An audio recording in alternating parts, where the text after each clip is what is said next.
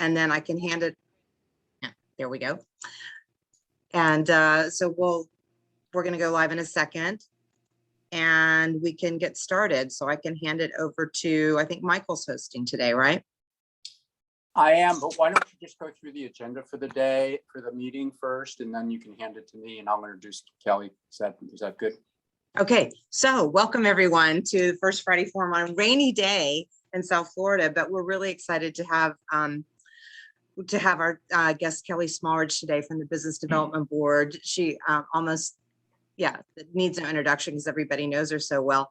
But today, I just have to thank Florida Power and Light because they're our sponsor for the year for our First Friday Forum. And we have our partners coming on the call. So we'll be hearing from people from the city, from the CRA, and Police Chief Sims is signed up to speak today as well. But what we'll do probably first, just to give people a few minutes to get on, I'm just going to go over the chamber update very quickly to let you know what's going on in the month of November. So if you could pull the slides up quickly, we'll let you know what's going on, what schedule we have. We're still very busy.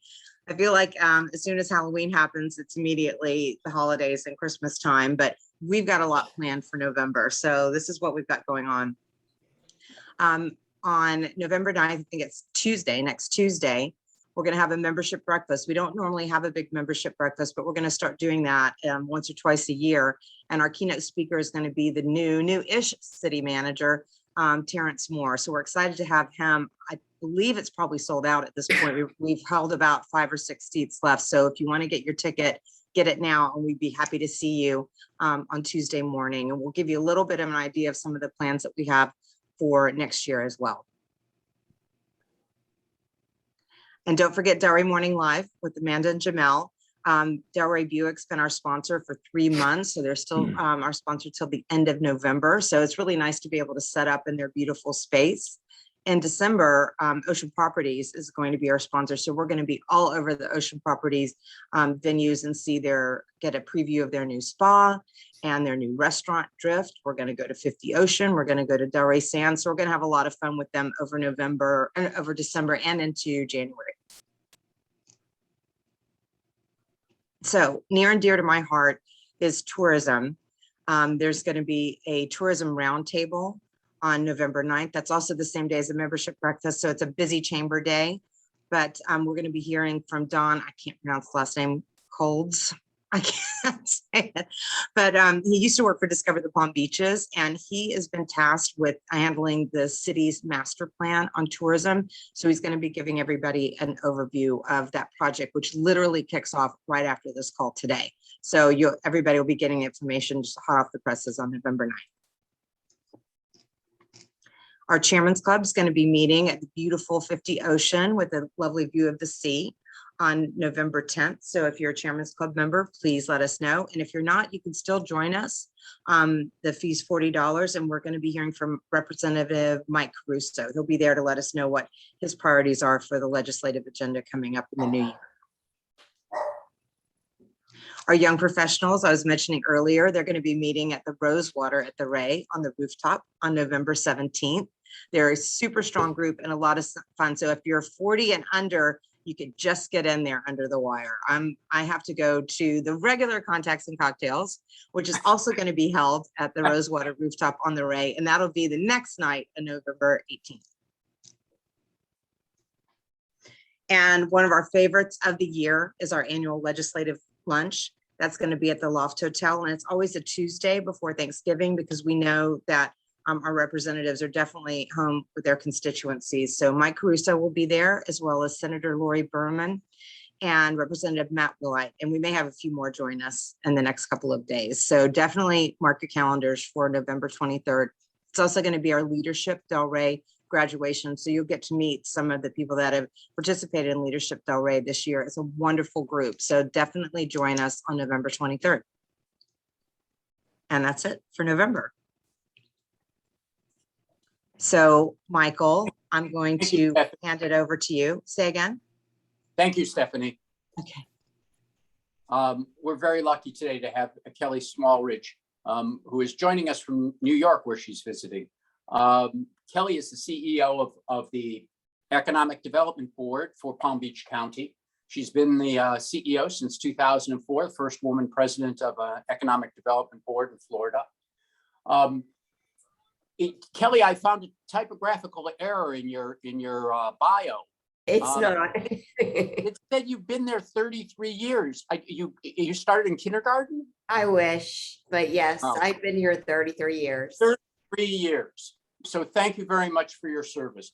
But the most important thing is if in Palm Beach County, you've heard of Sikorsky, you've heard of Scripps, you've heard of, I've got to look to, because the list is so long, Max Planck, Aldi, Amazon, their presence in Palm Beach County is because Kelly worked so hard for us. So if you're going to understand the economy of Palm Beach County and how it is that we're going to survive over these coming decades, listen to Kelly. So Kelly, thank you.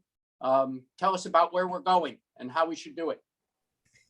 Well, great, Michael, and thank you so much, Stephanie and Michael, for the introduction to speak to your committee today about economic development in Palm Beach County. I am in New York on a business recruitment mission. And if we could just put the PowerPoint up, I will share with you the story of where we are right now in economic development in Palm Beach County. As mentioned, I've been doing this for decades, and never would I have thought that a pandemic would have caused the greatest economic development activity that I've ever seen in the history of Palm Beach County. Next slide. I'd like to start with a couple of companies we'll talk about that are moving into our area. But first, I represent 39 cities in Palm Beach County, and there really is a great collaborative effort among the chambers, the city, the school district, our colleges. I am so proud of the collaborative spirit that we've created in Palm Beach County as a team to go after economic development. Economic development is not just about creating jobs. I was talking to Stephanie earlier about workforce housing and her advocacy on density. There are items like that that are absolutely critical, and chambers play a very big role in economic development, and I appreciate your support. Housing, transportation, and education are the three biggest pillars that we are facing as we grow Palm Beach County's economy. Just take a look at Palm Beach County right now in terms of demographics. This is a little shocking, but we are at 1.4 million population. We have the highest average salary of all 67 counties in the state of Florida at $55,000. The average housing cost is now $455,000. It seems like every time I do this presentation, I have to change that part of my presentation because it keeps going up. Our unemployment rate is pretty much back to where it was pre-COVID. There are 35,000 jobs available today and only 30,000 people looking for jobs. And if it's one area where we are also suffering, is we just don't have enough people to work in our county right now. But here's the shocking part. I remember growing up in West Palm Beach when the average age seemed to be about 65. It's now 39 and a half. Boca Raton has come down to 48 and a half. Palm Beach Gardens around 51. Next slide. So here are the staggering statistics of how we came out of COVID as the #1 county in Florida for both people and income growth. 11,000 people moved to our county in 1 year. 41% of all of the people that moved to our county since COVID pretty much came from New York City. And therein lies why I am here today. And I've been here, and I wish I weren't leaving in the next couple of hours, because I feel there are 20 more companies that I could easily meet with. Also, #1, South Florida as a region considered an emerging tech area. Next slide. Driving industry, still a very targeted approach. I don't need to go through all of these, but these are the 8 types of industries that we are after. And all, we're very fortunate in Palm Beach County, and I think this is why we came out strong after COVID, is we do have a wide variety of driving multi-billion-dollar industries. And remember that tourism, agriculture, and construction are also very large industries, but the Business Development Board was set up to go after these industries that complement the 3 pillars of our economy. Starting with our aviation aerospace industry, 1,500 companies, 25,000 employees in just this one industry, a $10 billion impact. Of course, Palm Beach County has a tremendous amount of potential in this area because we have Sikorsky, Pratt Whitney, Lockheed, and Aerojet Rocketdyne as the giants in this industry. Next slide. A new company, new to market, Chromalloy, which works on jet turbine engines, just announced that they're moving their center of excellence to the north end of our county in 20,000 square feet. Another industry that we're after is the life science and healthcare. You could also imagine that with the certificate of need going away, I know of 3 very large, significant healthcare big name clients that are looking around Palm Beach County right now to do 200,000 to 300,000 square feet. And these healthcare medical facilities are coming in from out of state to follow the clientele that is leaving New York, New Jersey, Boston, and Connecticut. They're bringing those healthcare centers right to Palm Beach County. But most interesting in this industry is that the University of Florida most recently announced, and this has nothing to do with what they're doing in West Palm, that they will be taking over the Scripps Research Institute on Donald Ross Road, 345,000 square feet, the land and 70 acres at the invitation of Scripps. So there's one area where Scripps does not perform, and that is clinical trials and translational research. They do basic research, but when it comes to clinical trials that leads to the development of pharmaceutical drugs, they do not perform there. And so University of Florida has been asked by Scripps to come in, form a partnership, and take over that entire campus, as well as the property across the street. Next. Corporate headquarters also continues to be very large. You can see the 75 on our screen. Vast majority are in Delray, Boca Raton, South. On the right-hand side of the screen, you will find the multi-billion-dollar big name brands that are located. They love proximity to the airports, the all A schools, the safe neighborhoods, private schools as well, great transportation, private airport. These are all of the factors that executives cite when going to South County as clear assets. Carrier is another big corporate headquarters that moved to Palm Beach County about 3 years ago. They took 50 acres in the north end at Donald Ross and 95.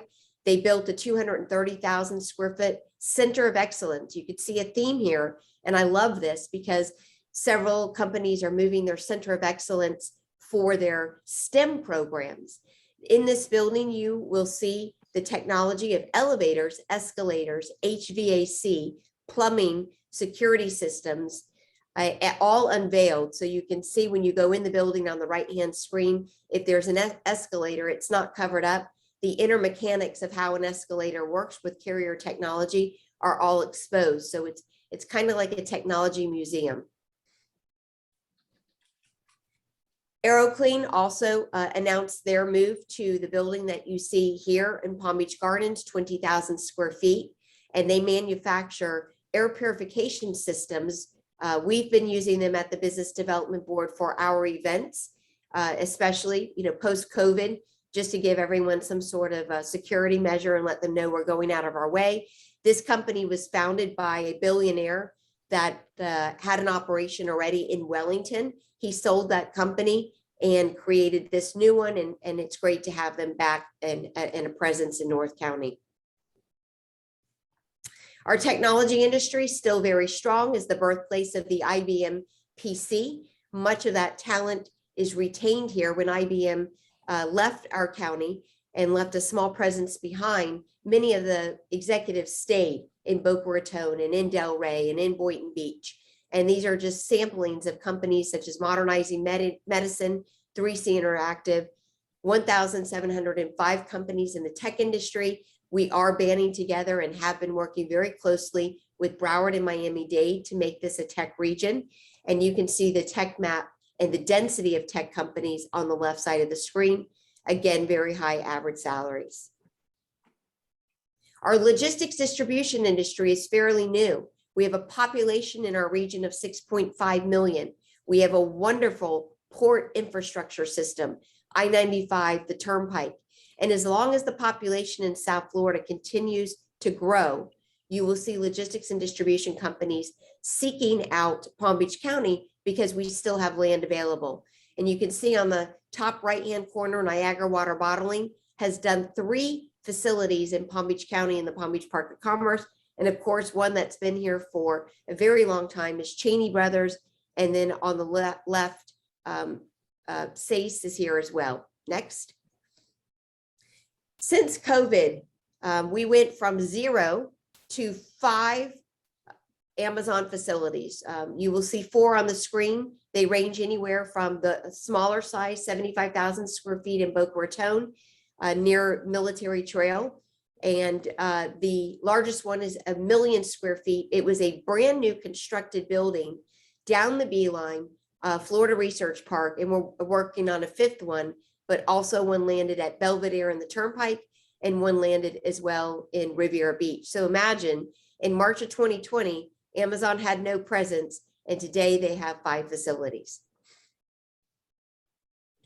Also new to market in our county, a French company, the first company to ever broadcast from the Eiffel Tower, a television broadcast. It's out of France. Thompson Broadcast will relocate to an industrial area of West Palm Beach.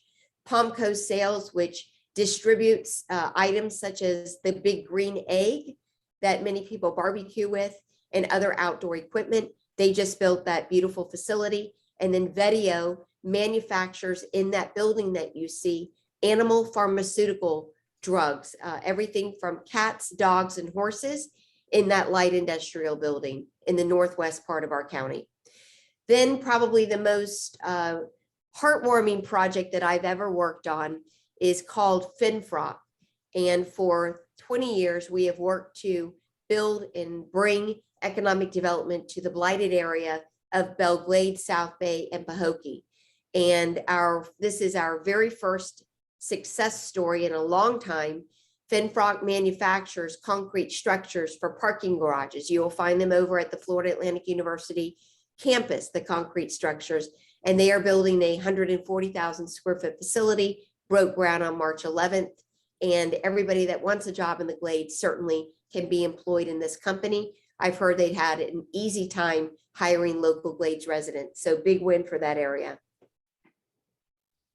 Also new to market, Virtue Financial. Doug Sifu is the owner of the NHL Panthers. He took space in that building that you see, the DeVosta Towers. Again, another financial service firm, 30 employees right out of New York. Another really big win to our county, adding new jobs coming from out of state, is New Day USA. They are in the mortgage business. They will hire 600, and yes, I said 600. His market or target market for employees is 21 to 27-year-olds. He has an average starting salary of $75,000 for these young kids coming out of college. He is the largest tenant in Related's building, which this is a brand new building in Rosemary Square, and they will open in March of 2022. On that note, this building that you see went up during COVID. And when COVID hit, we received a lot of calls of concern to start converting office space or thinking about how to convert office space to apartment space. And it was a knee-jerk reaction that nobody would want to go back to their office, and therefore we're going to have all these empty offices in Palm Beach County. And I'm here to tell you today that if a 50,000 square foot tenant went to West Palm Beach or even Delray Beach, it would be hard to find that type of contiguous Class A space. You may find it along Atlantic Avenue, but you're not going to find it on Flagler. Other new to market, Steve Cohen, Point 72. Again, we have been at this Wall Street South initiative for 10 years. People thought it was a joke. No one thought it would ever gain any momentum. Everybody laughed at the idea that we wanted to bring financial service firms to the area. We wanted the outside growth. And after COVID, it was like a light switch went off in August of 2020. And all of these larger billion-dollar companies started to make the move, which I would say that has been the single biggest factor that has really given credibility to this initiative that we started many, many years ago. Is once you started to get gentlemen like what you see on the screen, Wall Street woke up and said, wow, if Point 72 and Elliott can move to Palm Beach County, there must be something very real there. I recently visited again with Paul Singer, Elliott. He's moving his corporate headquarters. He's already purchased a home in the area. A lot of these people are coming in and leasing 7,000 to 10,000 square feet, but are in conversations to lease 20 to 60,000 square feet. River North Capital, gentleman came in, purchased a home in Wellington. This company is out of Chicago, again, another private equity firm. Company executives actually located to West Del Rey. They put their children in American heritage. And my point to that comment is that you may have a company that puts their headquarters in West Palm, but their kids go to school in Del Rey. They may live in Boca. Economic development spreads throughout our county in all of the cities. And that is why we need cities like Del Rey to have so many important assets like office space, schools, and infrastructure, because we all play a role in this regardless of where the company actually operates from. So here are the 90 plus financial service firms that are new to market. And something interesting about new to market, the vast majority of our economic development work over the past 40 years has primarily been working 70% in our backyard, nurturing local companies. And we would have an entire team going throughout Palm Beach County's 39 cities to make sure that we really kept and grew the business that we had. It does us no good to bring one in if we lose one out the back door. So our recruitment strategy was only 30%. So it was a 70-30 split. Today, it is the reverse. 70% of the activity that the Business Development Board is involved in is courting new companies coming to the area, and 30% is growing what's in our backyard. So what does that mean? It creates a different dynamic. It means that these people are coming in from the outside. So unlike the company that's already here, they're bringing in people who want to buy homes in your area. So housing is an issue. They're on our road, so transportation becomes an issue. And the number one issue is education. There is not one opening in any private school in Palm Beach County today. If you are looking to enroll your kid in 2022, you really need to be having conversations right now. And chances are there will be minimal spots. And as I'm up here in New York today, recruiting companies and selling Palm Beach County, pretty much out of the 10 appointments that I've had, every single appointment has started with the number one question: where will our children go to school? Next slide. So on that note, we formed an academic leaders council as well as a private headmasters council. These are the individuals that all participate in economic development. The point of this is to let you know we have an organized effort where we have these university presidents and superintendent on our hips. They are well engaged. Many of them are on our board. And as companies are coming in looking at our area, it is very likely, almost 99.9%, that the university presidents will be there to help us court the company, as well as the superintendent to show the family the schools. I don't know many other economic development boards throughout the country that have the collaborative approach that we take, but it certainly is the secret sauce to winning these deals. And companies really do like to see everybody at the table embracing their move to the area. It's a one-stop shop. Also very exciting, and I mentioned earlier in the life science section of this presentation that University of Florida was taking over Scripps. Completely different, this project in West Palm. The University of Florida has announced that they will be moving executive MBA programs. So not competing with any of our local universities, but bringing higher graduate programs to downtown West Palm on a 13-acre site. They will have 2,000 students.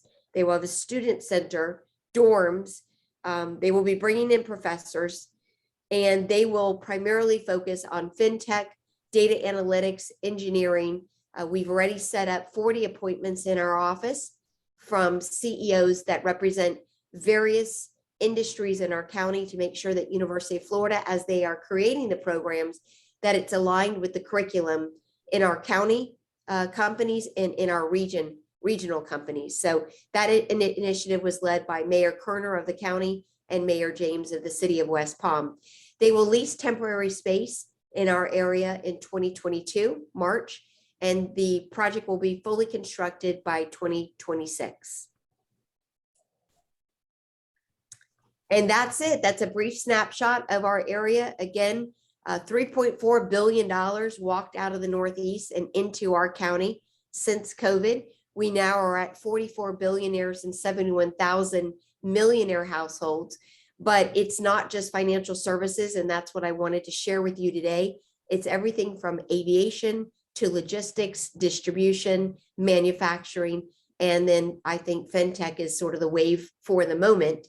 And we're going to ride that wave as long as we can.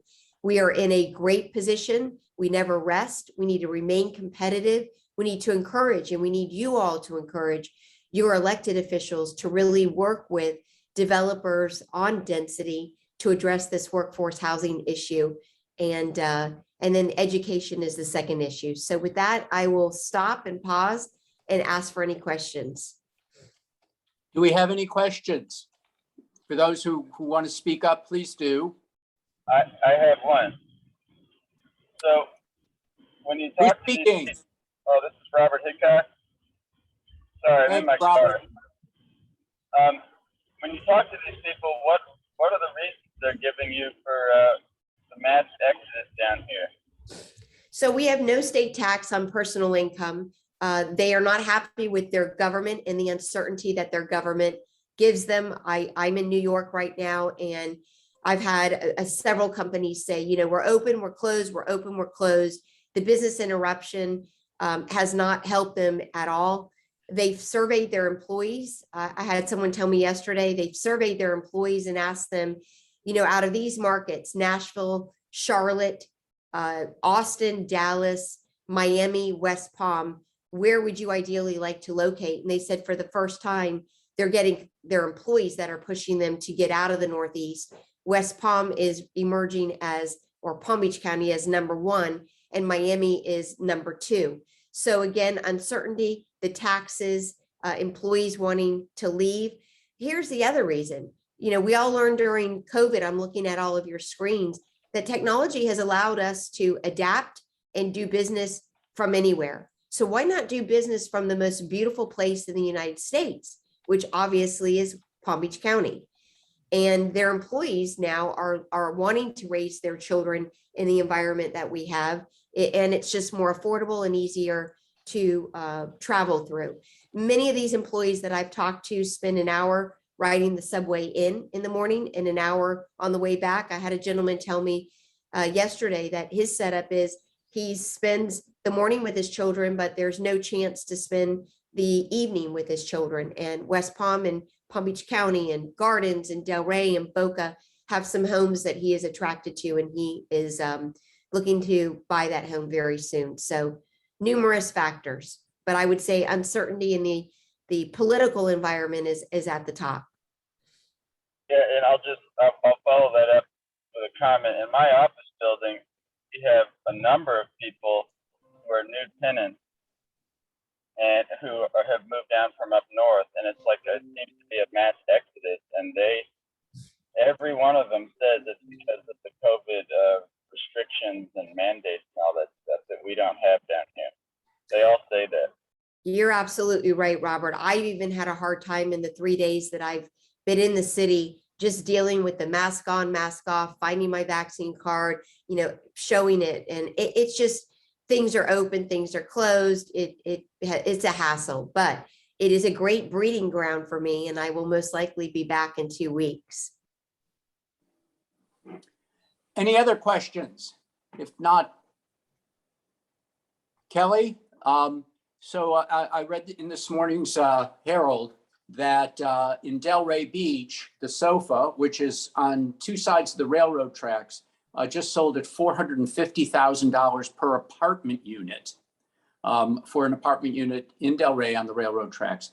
Tell us a little bit about affordable housing and how that impacts your ability to bring businesses here and what we might do in order to help you, I think, on what is one of your toughest sticking points. Yeah, so I would say affordable housing is my second biggest impediment in my ability to land these companies in Palm Beach County. There are really 2 issues, Michael. One is affordability. The executives will come in and say, I don't have a problem affording a home, but where will my managers live? And a lot of them like to rent an apartment for a year to get acclimated before they actually select a city. And it's tough. And many of them have said, we're actually shocked at the cost of housing in your county. We thought coming from New York or Boston that it would be significantly less. And in reality, it is not.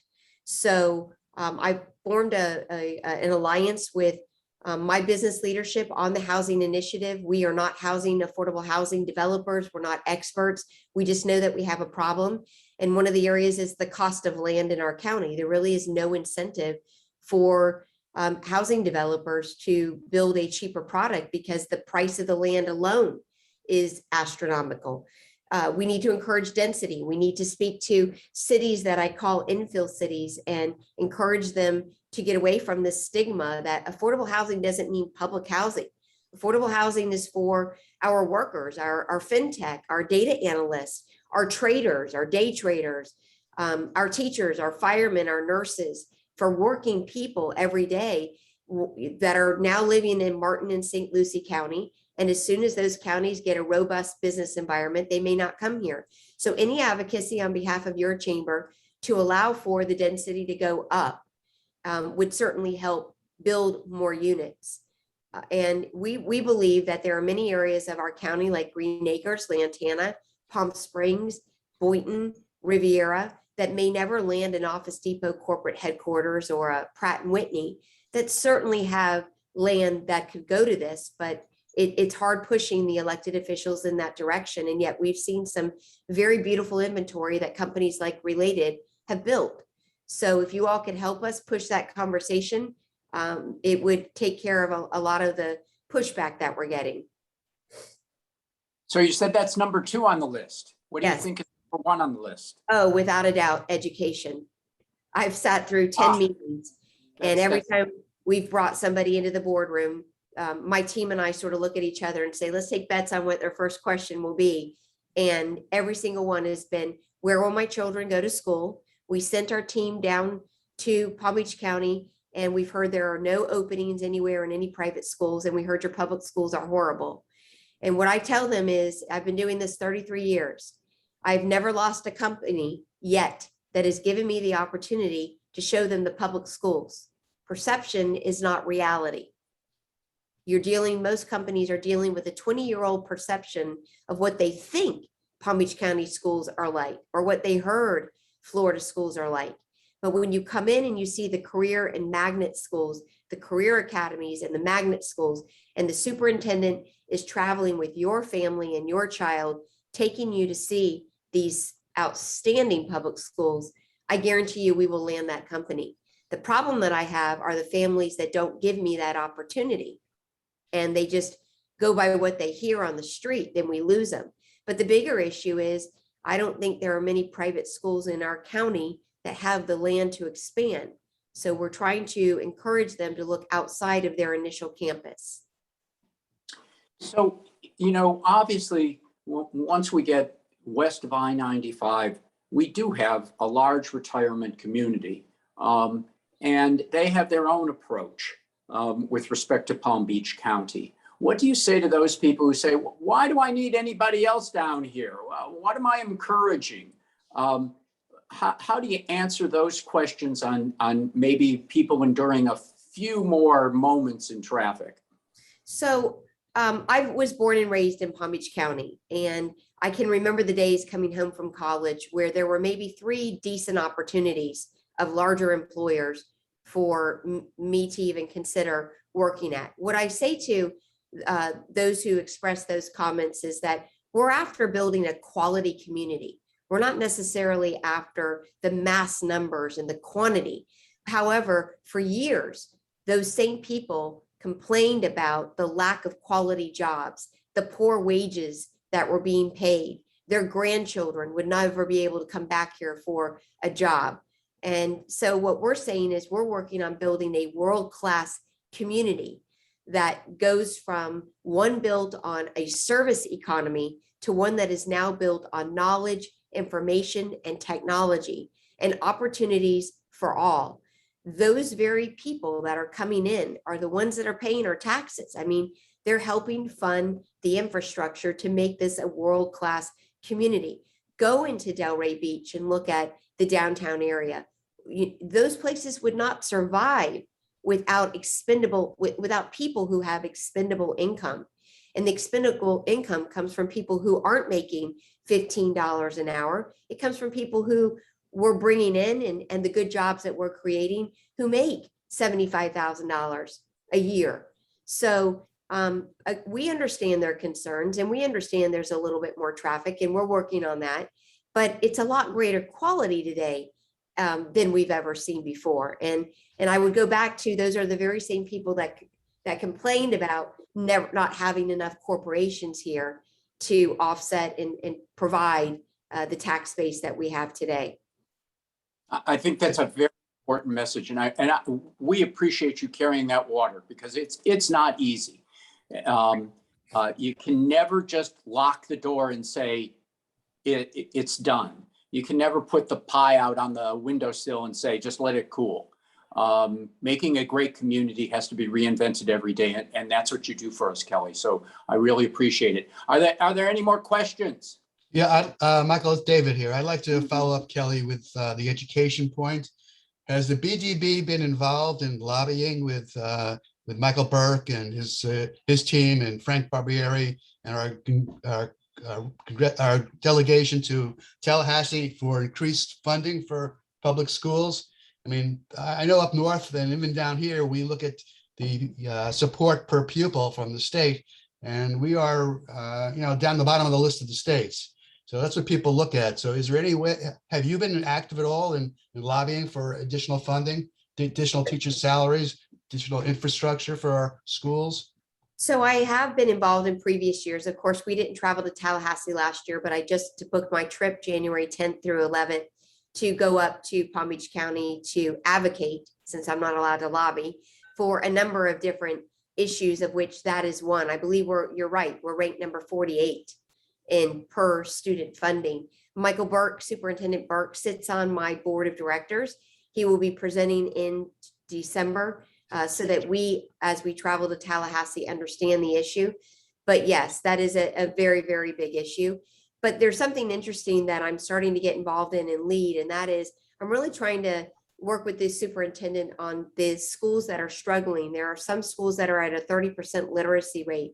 And what I'm trying to figure out is how can I bring in, with all these companies that I'm forming a great relationship with, how can I bring some private dollars to the table to help address the very issue that you just mentioned, rather than wait for government to do its job, which it usually does not happen in terms of increasing teacher salaries. By the time they do it, it's too late. I'm trying to figure out, how do we bring some private dollars to the table to improve many of these public schools where these employers' families are going to locate. It's a very, very heavy lift. These schools will have to form foundations and nonprofits, but I am very engaged in 4 months down the road with schools in one particular area of our county, again, where it is blighted, to increase the salaries and pour some money into the infrastructure of the school. Have you been in touch at all with Barbara Stark at Milagro Center? No, I have not. They provide after-school enrichment activities for the challenged areas of Delray Beach especially. And they always looking for mentors and volunteers to come in after school and help these kids. And corporate leaders would be great mentors for these kids. So I suggest you talk to Barbara at the Milagro Center. Great, thank you. I know we have an agenda, and I thank Kelly for her time. Stephanie, you can't ask for a round of applause. So Kelly, just thank you so much for what you do. Absolutely, my pleasure. Thank Yes, you really. all. Thank you, Kelly. And I am freezing up from time to time, not because of my air conditioning, but because of my computer. So if I go cold, Stephanie, step in, so there isn't a large hiatus here in the meeting. So Stephanie, we turn it back to you. Kelly, we want to see you back here soon. Get out of New York. Come back. Thank you. Take care. Bye-bye. Bye-bye. Steph? Oh, well, I was thinking, well, since we're talking about economic development today, I don't want to put Sarah Maxfield on the spot, but she's our City Economic Development Director. So do you want to just give the group a quick update of what's going on in the city? Sure. I would love to. Good morning, everyone. Apologies for joining late. I had a little bit of a challenging commute with the monsoon that's happening out there. It was not fun. So maybe a little yoga later to de-stress before I get back on the road on my way home. Yeah, here in Delray, we're certainly looking towards the future. I've been connecting with Kelly on a regular basis. I knew her prior to joining the great city of Delray Beach. As many of you know, I've been working in economic development for a very long time. And in my role as a leader in economic development in Ohio, I certainly had time to interact with Kelly at national conferences and such. And so she's a great person to be leading our BDB and the efforts that are happening here. Obviously, she's got her arms around all of the issues on a regional basis. And my role is to really be the local counterpart, among other things, in our efforts to always look for the best fit and best impact, highest impact opportunities that we can have here in Delray Beach for jobs, for economic development, for opportunities. And I would echo, obviously, if any of you saw my presentation, my workshop that I did to council or to commission,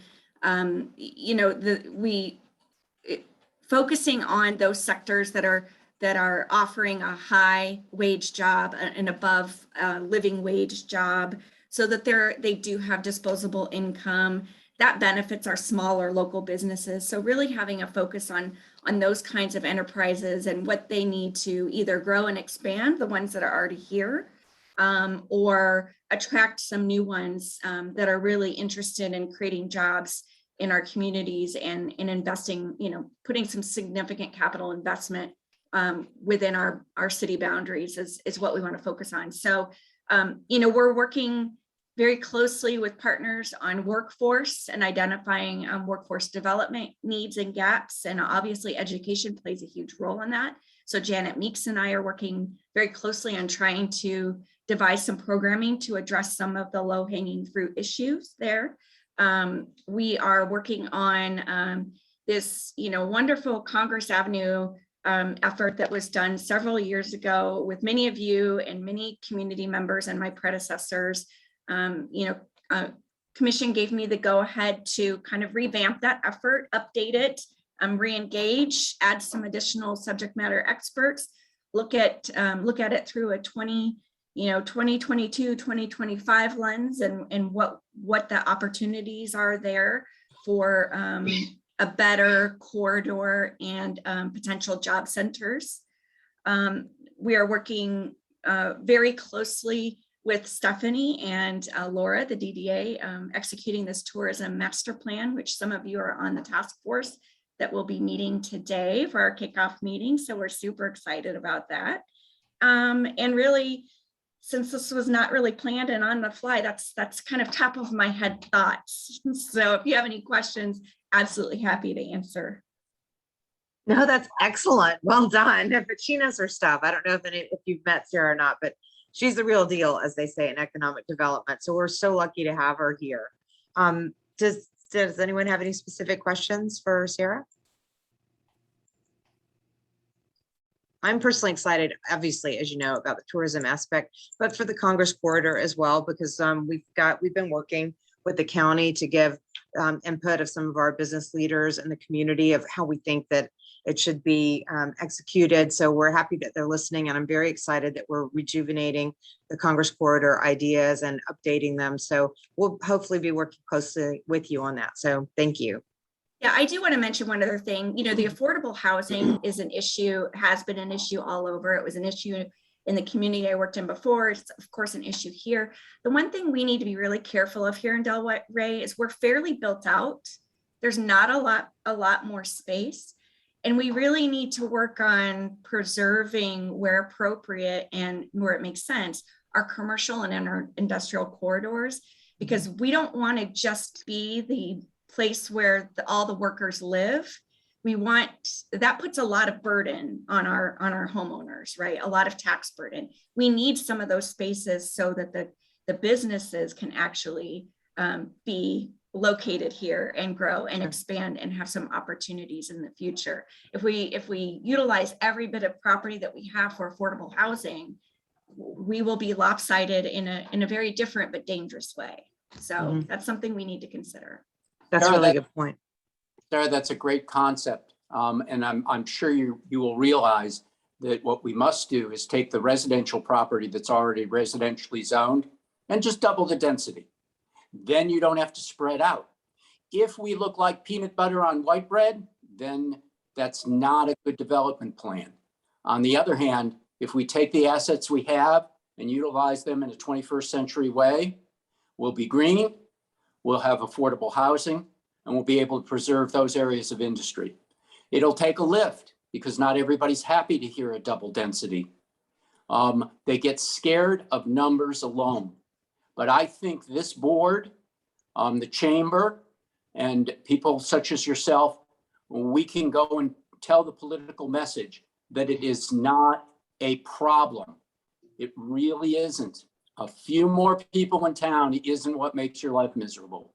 So help us. Thank you, Sarah.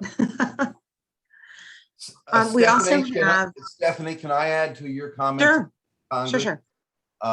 Stephanie brought together a group of business people about 3 months ago to meet with the county facilities manager and give our ideas on the Palm Beach County Admin Center, which I guess surprisingly was well received. They just notified us recently to reiterate what we said, and they are presenting their findings, I believe, in January. I'm hoping Sarah is involved in that. I think they're going to be much more accommodating to some of the views that were expressed some years ago by the Congress Avenue Task Force. Stephanie, should we, I think we're behind schedule, are we? No, we're right on schedule. I was just sending a note to Renee Jadising. That's our economic development partner with the CRA, since we're all about economic development today. So Renee, I see Renee and Kim both from the CRA on. Do you have a minute to say hello and give us an update? Sure. Hi. I was actually like making notes as everyone's talking about different things.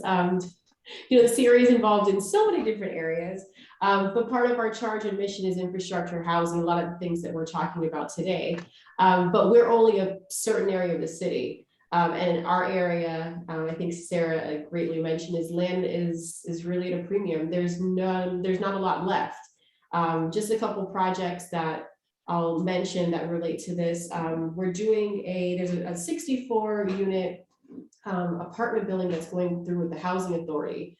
And we help to provide funding for that project that's going to be, kind of lower to middle, I think, income on the horizon, probably in the next year or so. And everyone of course knows the Carver Square project. There's 20 single family homes that we're providing, and that'll be in the workforce category. But if you see those two, between those two projects, it's only about 80 or so, and there's so much of a need. There's lists of thousands of people waiting for housing. So it's a larger conversation. I know the city just has a committee, an advisory committee to the commission that met, I believe, last week. So I think that'll be something really important for everyone to be involved in, since housing is such a priority. Also, infrastructure was mentioned today. So we're in Osceola Park. I mentioned it several times, there's about a $10 million infrastructure improvement project that we're doing to provide that backbone to the housing and different things that's happening in Osceola Park. But there's going to have a whole new facelift in the next couple of years for that. I believe phase 1 is almost complete, when phase 2 should be starting towards the beginning of next year. So those are just a couple projects that relate to what we were discussing today. CRA stuff. So we have our board meetings towards the end of the year. Our schedule changes a little bit with the holidays. So we have a board meeting on November 17th and also on December 9th. And then we won't have another board meeting till the end of July.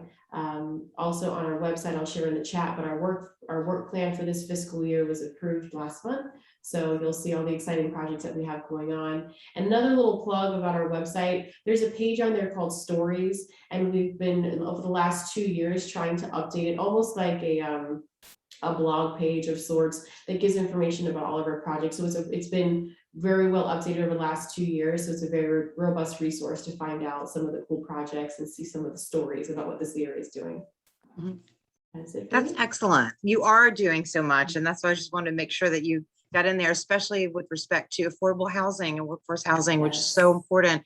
And that's key to our economic development area. And that's where you come in. So thank you so much. I love that you guys are doing that. Thank you. Mhm. Okay, Michael, over to you. We Are have we Chief through? Sims on the line. Wait, I've got one more. I've got one more person I Chief want to Sims. put on the spot. Van Williams. He's a provost of Palm Beach County State College. Can you chat for a minute? Where is he? Chief Sims is on the line, Stephanie. Oh, I didn't see you. I thought Yes, that was Susie good Sims. morning, Stephanie. Thank you. Go ahead, Chief. I thought you were my colleague Susie. Sorry. And that's Van. We've got Van. Go ahead. Hey, well, I just want to say good morning. Enjoyed the presentation. I heard it first at the Business Development Luncheon. And all of the concerns that I've heard here this morning are the things that we all have to work together to come to bring resources to bear to address those situations such that we can become the community of choice for more businesses and keep more of our talent local. Yep. Agreed. Thank you. It's nice to see you. We just met Van recently. I'm like, you got to come into this call on Friday mornings. And so I thought it was Susie Sims that was on the call, but if Chief Sims is on, do you want to give us a quick update from the PD? Absolutely. Good morning. There you are. It is you. Okay. It's me. Good morning, everyone. First, we are currently engaged in what we call No Shave November. That's Yes, that's a representation of men's health, more specifically testicular cancer and prostate cancer.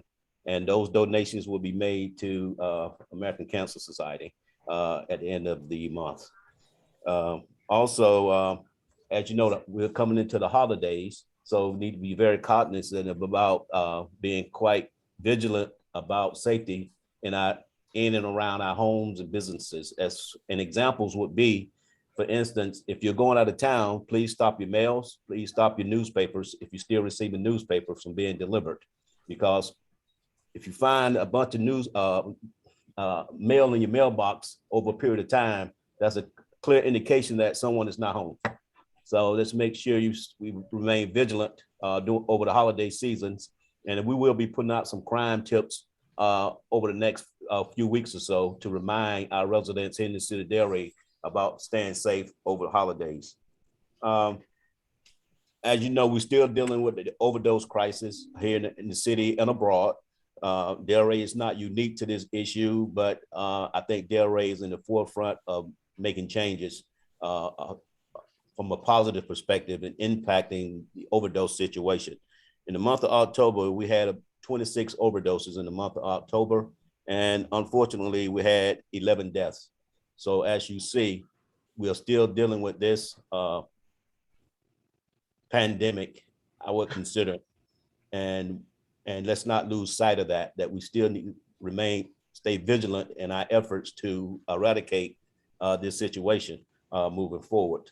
But also, I think it's very pertinent when it comes to economic development and businesses deciding to come into our city is crime.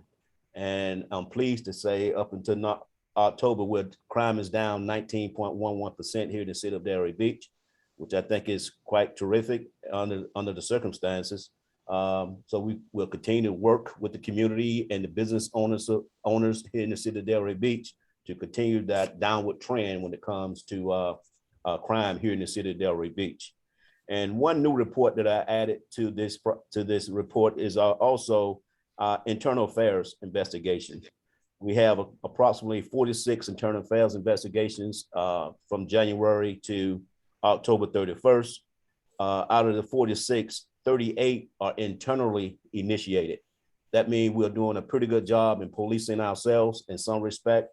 And those internal affairs investigations consist of anything of missing court. We have accountability measures with our body-worn cameras where our supervisors go and do periodic checks, random checks of videos weekly in our agency. When we see something, any violations, Anything that needs to be done or corrected, a training issue, we'll address that as well. And sometimes those generate internal affairs investigations as well. So that's our means. That's one of our accountability measures, and one of our means of trying to stay as transparent as we possibly can moving forward. But other than that, that's pretty much it, unless someone have any questions for me. I have a question. Sure. What's going on with the graffiti down here? I'm right around, I'm pretty close to Rack's Fish House and all that, and we're just seeing a lot of graffiti lately. Even our building got some last weekend, and it cost a few $100s to repaint that. Mhm. And I just am seeing this. It seems like the same design all the time. And are you guys trying to catch that person, or what's going on with that? We're absolutely trying to identify that person or those people that's actually doing this. We're trying, but we're going to need some assistance as well, because at the end of the day, it takes time to put up graffiti. So there's a strong possibility that someone possibly seeing it take place and they're not calling us. And that's unfortunate. We need to be called, but we also, those individuals, businesses and residents that have cameras, we are trying to get access to those cameras if and when possible to see could we identify anyone that's committing those acts as well. So we're putting forth the effort to try to identify. We looking at what they're putting up to see could we compare it to someone else, or match it with someone else, not just locally, but also throughout Palm Beach County as well. So we're not the only one experiencing this issue. So we work collaboratively together with our neighboring cities as well to try to identify situations and individuals of this magnitude. Great. Thank you, Chief. You're welcome. Oh, I have one other thing, if you don't mind, just briefly. Not at all.